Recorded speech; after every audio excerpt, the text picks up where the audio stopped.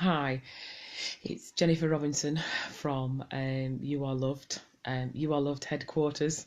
Still all snuggly because it's still winter. I have got my heating on, but the scarf is just because I'm just in need of like cuddles and hugs today. So today is about not taking it personally and how to know when you've been triggered. I'm just going to try and adjust this so that maybe the lighting, and I'll just look like I've got a halo and angel wings again. Okay, so apologies, I've also got a bit of a husky voice. I could give can't even remember her name, 80s pop star, big hair, run for her money, Bonnie Tyler. I could give Bonnie Tyler a run for her money with my voice right now. So first of all, not taking it personally. I've been teaching teenagers for over 20 years. And one of the things that at the start of my teaching career is that I took everything personally. Every kind of defiance from every pupil, I took it personally, and consequently, by the end of the day, I was absolutely wounded. And I had, for about the first 10 years, I was just constantly plagued by chest infections because, it literally was going to my heart, to my chest, every time they defied me, which, as teenagers do, the nature of the beast, they will defy you, not because they don't like you, but they do it as there's a whole reasoning, which is another video. The reason they defy you is they want to, know safety. They want to test the boundaries. They want to feel safe. They want to know where the boundaries are. So what they'll do is they will do behaviours that will find out where your boundaries are so that they can feel safe ultimately, which I know people maybe don't realise that this is why teenagers behave the way they do, but it is. So obviously I took it personally a lot, and I can remember, people used to say, "Don't take, it's not personal, it's not personal," and I'd just be on the floor in a heap. I was like, mentally, in my head, logically, I knew it wasn't personal, but boy, in my heart was just like ripped to pieces. So how did I stop taking it personally? There's only two words for this: inner work. So the way that you would stop taking it personally, hi Nikki, lovely to see you. The way that you'd stop taking it personally is by inner work. What does that mean, inner work? If you are, oh, hello Anna, hello. If you are, if you kind of, inner work is essentially about how you feel on the inside. So, if somebody says something to you or does something and actually you kind of have quite a strong reaction, the basic thing that you do is just feel what you're feeling. Okay, doesn't necessarily mean that you have to express it at them. So it might be that you're feeling really angry, it might be that you're feeling really scared, you might be feeling humiliated, you could be feeling anything. So what you would do is actually just feel your feelings. Now it's okay saying, "Oh, all right, that's sort of great, yeah, just feel my feelings just like that." And so it is one of those things, you need to train yourself on how to feel your feelings. It takes practice because as a human race, human beings, the nature of the beast is that we don't want to feel our feelings because they're painful. And so what we do is when things happen, we maybe don't feel our feelings and we block them off. And then when we block them off, we get a backlog and we literally get emotionally constipated, and that causes you no end of problems. So it literally is feeling your feelings. So how do you train yourself to actually feel your feelings? Well, the first one is oh, hello, Vicky. I've got something come up that says go live with Vicky. I have no idea how to do that, but anyway. So how you actually feel your feelings, or practice doing it, is actually mindfulness. Okay, so mindfulness. If you've not discovered the app Headspace. Headspace is really good. Hi Vicky, lovely to see you, darling. If you've not discovered the app Headspace, it is fabulous. You can download it for free. You can access it on a website. You don't have to access it on a phone. And Headspace it's like a training program. If you think everybody's up for fitness, everybody knows if you want to do a 5k, a marathon, triathlons, whatever, they've all got a training program and they follow it because it's there. But actually, nobody kind of, in society and human beings, we haven't started to acknowledge that we need to do the same for our emotions and our thoughts. We need to be put on a training program because it doesn't come naturally to us. Nobody's told us how to, and our previous generations, they didn't know how to do it either, so they couldn't. Then our parents couldn't teach us how to do it, and their parents couldn't teach them. So, this is why it's all coming about now, because it's so important. So, Headspace, it's like a training app. It's like, if you think, right, I want to train for a 5K, then actually you would, you'd have a training plan in place. If you want to be able to kind of manage your emotions, if you want to feel peace on the inside all the time, then actually you need to train yourself. And so the first place I highly recommend is Headspace. You can pay to subscribe, but you can also get loads of stuff on it for free. I think you get like a 30-day program, and it literally just gives you 10 minutes. So what you do on that is you practice just noticing. You practice noticing how you're feeling. Hi, Lisa. Lovely to see you, darling. So you practice breathing. You practice, and when you're focusing on your breath, you also practice noticing how you're feeling, and just actually having that awareness and feeling your feelings, and kind of not becoming your feelings, not getting entrenched in them, not becoming the anger, the jealousy, the rage, the sadness, the whatever, just allowing yourself to feel it. So that's what the Headspace app will do for you. I highly recommend it. There is other apps that I can't, off the top of my head, I can't remember, but I'll put a note of them afterwards. Sorry, apologies, getting over a cold. So I'll put a link on to them on the video when I finished. So number one is actually just like practice feeling your feelings, so that when you have those moments of intense, where people upset you, actually you're stronger to feel your feelings. You've practiced feeling them. So actually when it comes to a time when it's like really important, where I don't know, if somebody upsets you, or something happens, then actually by you've practiced feeling your feelings. So actually you're kind of in training. So it means that when those things happen, actually you'll manage it much better. You'll feel your feelings much easier, and you'll be able to manage them in the way that, if you train for a 5K and go run a 5K, it'll be so much more comfortable if you've trained for it. In the same way, if you practice feeling your feelings, if you practice slowing down, observing how you're feeling, observing your body, what's going on in your body. We're so stuck in our heads. We're so running around like headless chickens, like, oh my God.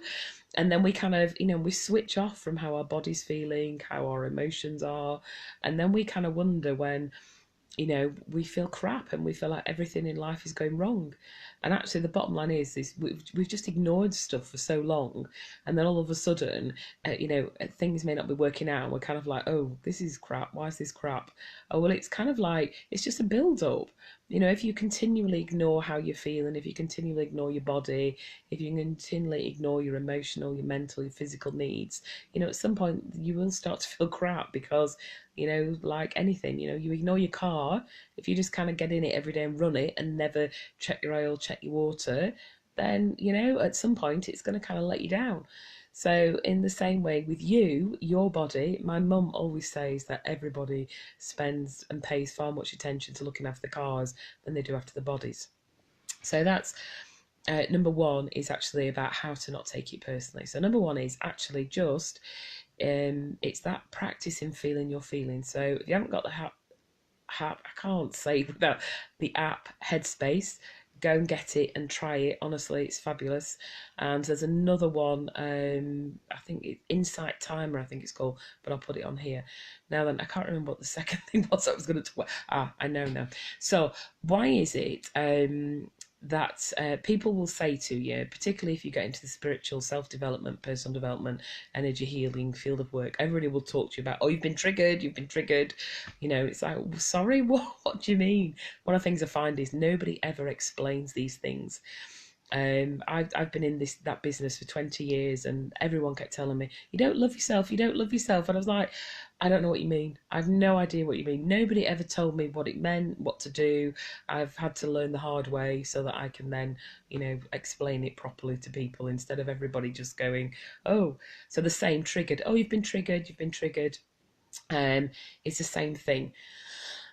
So if you've been triggered, what it means is that you've had an emotional response that is not in proportion to the event. So, for example, if somebody said something to you and actually you felt really upset, really angry, your emotional reactions have been over the top, then actually you've been triggered. Okay, it's not that event, it's not that person who's just spoken to you. Sorry, please, skin's still full of cold. It's not that person, it's not that event. What it is that somewhere there is an emotional wound. There's an emotional wound that's been triggered, and what it means that you're being reminded. You're being reminded that kind of like, so for example, if somebody says something to you and it makes you feel like you've been disrespected, if actually when you much younger, or much earlier in your life, you had an experience where actually something happened and you felt really disrespected. Now, generally, things that happen before the age of 7, you're kind of like wide open emotionally, and your brain is like open for programming as to how you respond emotionally up until the age of 7.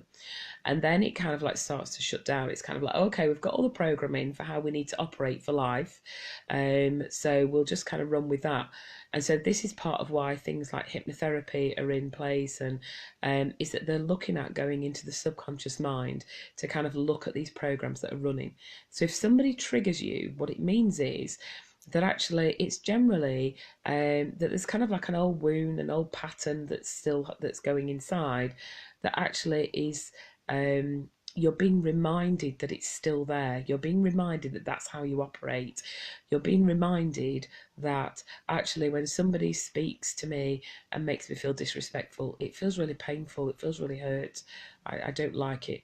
So now, as an adult, as you're walking around and as an adult, every time somebody speaks to you or acts towards you that makes you feel like they're disrespecting you, that old wound will keep getting triggered. And it is very likely that it will be from something from the age of before 7. It may not have been a massive deal, but it will have been that at that point you will have felt your emotions the strongest. You will have like I said, your subconscious was open for programming then.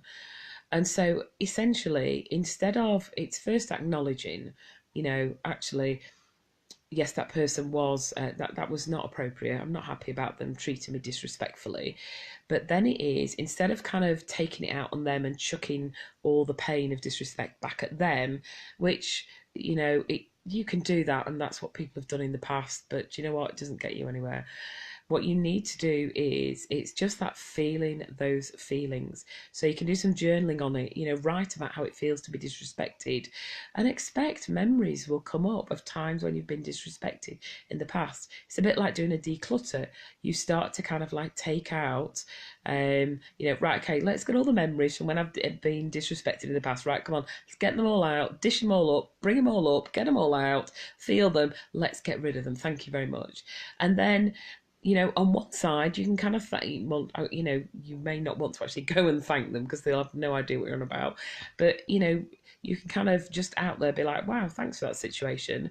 By that person disrespecting me and me feeling really crap, what I've managed to do is go back through all my stuff, and I've managed to kind of, have a good declutter and get some stuff out. So there you go. I've managed to do that. So, and then also with that, having that awareness of, you'll generally find that if it was around disrespect, and if you do some journaling on it, feel it, just, allow memories to come up, you'll find generally, if you clear that, to be honest, you'll find you probably don't have issues around disrespect. Unless it's that pan's quite deep and embedded. And if it is, it's not a problem. It can easily be shifted and changed. It's just about knowing how your conscious and subconscious operates and how it works. So there you go. So that's two things: is how to not take it personally. Is number one, just practice feeling your emotions. Mindfulness is fabulous for that. Also, anything that kind of helps you have awareness of your body. Feldenkrais, which is spelled Feldenkrais. Feldenkrais is awesome. It's basically mindfulness for the body. Certain aspects of yoga, some yoga can be very kind of like positions and things, but actually some yoga is actually is quite kind of about feeling, about just having body awareness. So I would highly recommend anything. It's called somatic experiencing. Somatic experiencing is where you experience what you're feeling in your body, because essentially your body's holding it all. That's where we kind of hold it all in your body. So if you can do things like Feldenkrais, like I said, certain types of yoga, for me it would really be about the yoga teacher, and you will know when you go to the yoga class as to whether it's a right thing for you or not. Maybe a gentle yoga class. So that's number one, is practicing feeling your feelings. Get Headspace app or Insight Timer. And the second one is about if you've been triggered, that actually when a response from somebody is kind of over the top, then actually you are doing the reaction, it's over the top, and so it's generally something that's kind of buried in your subconscious, patterning, old wounds that just need sorting. And you can do that through journaling, writing out about how it feels to be disrespected, and just feeling those feelings. Feel what it feels in your body when you're disrespected, and allow your body to kind of process and just allow those feelings out.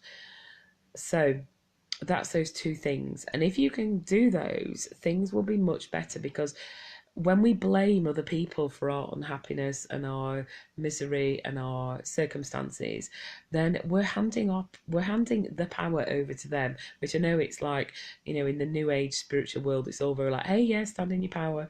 Like, again, what does stand in your power mean? Who keeps telling me to stand in my power? But essentially, if you are blaming somebody else for your circumstances, what you're doing is you're saying that it's their fault. So ultimately, if it is their fault, you're saying that there's only them that can fix it. And actually, you will probably find that even if in some bizarre circumstances you actually went to them, right, you did this to me and this is what I'd like you to do to rectify it, that they would do it. But you know what? I can bet that deep down inside you still wouldn't feel quite right, because actually it's not about them, it's about what they make you feel. And the thing that you are in control of, and the thing that you have got the power of, is your emotions. Now, I don't mean to control your emotions, I mean that you're able to feel them and process them. So you start to take that back when you do that. Okay, so I will put those links up on the video when I've finished. It's lovely to see you all, and I'm going to work out how to finish the video now. All right, have a lovely evening. Goodbye.